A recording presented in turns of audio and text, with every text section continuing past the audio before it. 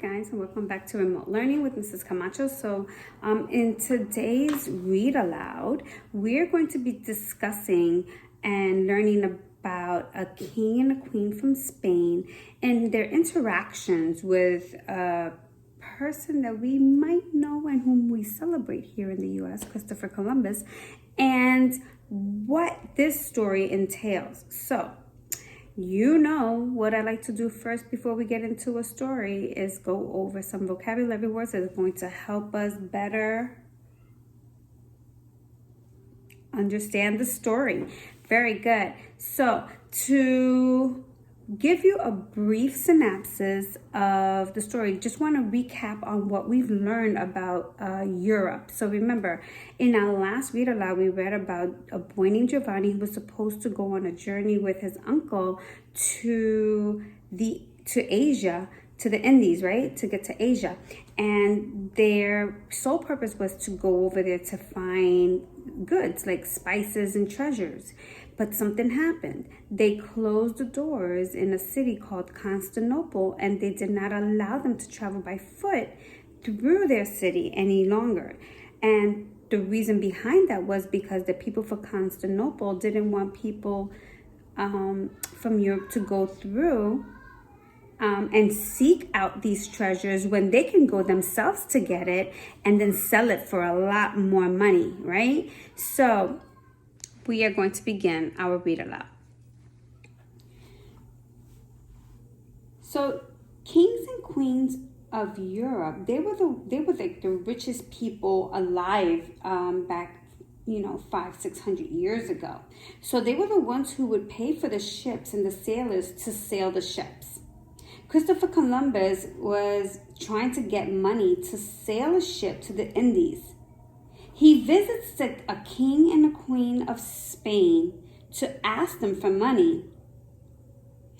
And I want you to listen carefully to the read aloud to figure out to find out how Columbus intended to reach the gold and the spices of the Indies. So today's lessons, boys and girls, is about a king and a queen from Spain, King Ferdinand and Queen Isabella. So we're going to listen carefully to the story. Let's get into our vocabularies first.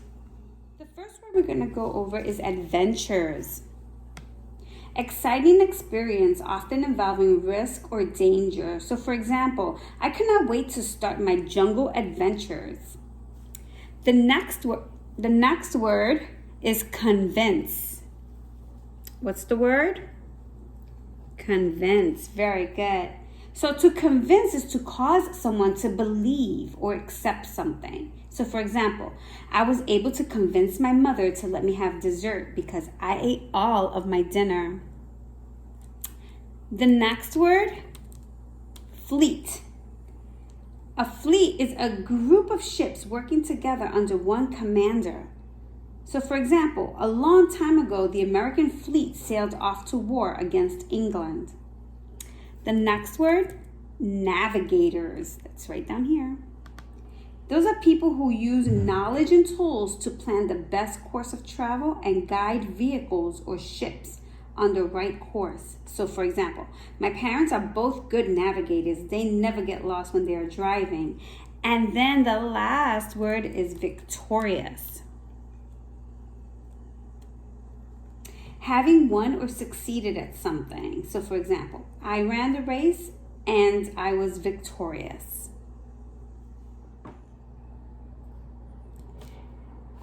Now that the land route to Asia was closed, kings and queens from all over Europe began looking for the best sea route to the treasures of East. They greedily sought to claim rare and expensive Asian spices for their own countries. The race was on. In every European port, young navigators competed to lead adventurers to Asia. They were anxious to try out new lighter sailing ships that made it possible to sail faster and farther than ever before. One of these navigators was an Italian man named Christopher Columbus. Like all the others, he was an experienced sailor. What made Columbus stand out from the others was that he did not plan on reaching Asia by sailing east around the coast of Africa. He had a very different idea.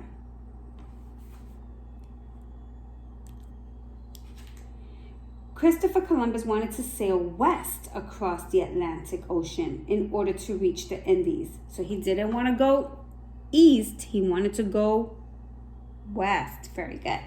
He visited several kings in different European countries asking for their help. Laying out his map, he tried to convince them that his idea was a good one. For many years, Columbus tried unsuccessfully to get the support of European kings and queens. The King of Portugal refused him. The King of Italy refused him. The King of England refused him. Only the Spanish seemed interested in his plans to sail west across the Atlantic, but they turned him down too because Spain was at war and they had no time or money for Asian trade then. So, why did the King and Queen of Spain did not help Christopher Columbus? Because they were at war. Very good. So Columbus knew that he could not make the trip without their ships or money. Now, 7 long years after Columbus first met with King Ferdinand and Queen Isabella of Spain, he became hopeful that this long wait was over at last.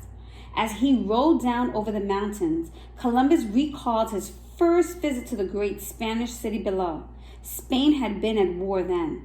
Now the Spanish War was over, and the Spanish king and queen had won. Columbus hoped that the victorious royal couple, newly rich with the treasures they had taken in the war, would have the time, money, and attention to help him.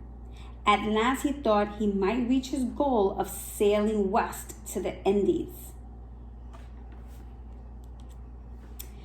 A Spanish army officer directed him to the large, fancy tents in which the king and queen were still living in, for they had not even had time yet to move from their army camp into the palace. Still, they were hardly suffering. Their tents contained thick, beautiful carpets and full-sized beds. The royal couple sat upon thrones brought from their palace in northern Spain. They dined off plates made of silver, eating fine foods and drinking fine wine. Their many servants were there to take care of them. Most important, with the war over, Ferdinand and Isabella were too happy and proud to complain much about anything. They smiled as Columbus bowed before them and told him to rise to his feet. "And now, Christopher Columbus," said the queen, "let us talk about your plan of sailing west to the Indies." Columbus's heart leaped within him. The queen and the king must have talked it over, and now they are ready to help him act out his long-held plans. Columbus was going to search for the riches of the East by sailing west. He would be in charge of a whole fleet of ships.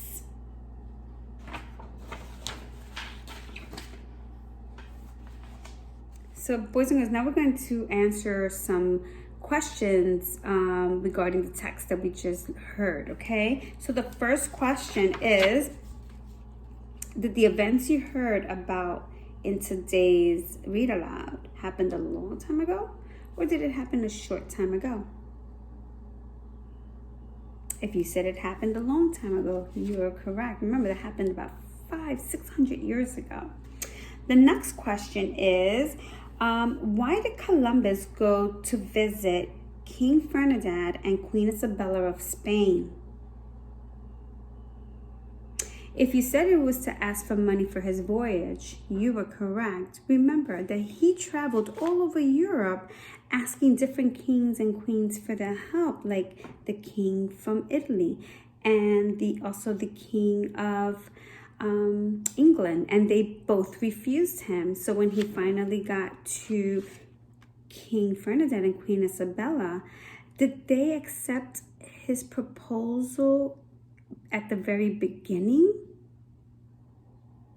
If you said no, you were correct, because remember, they were at They were at war, right? The king and the queen of Spain were at war at the time.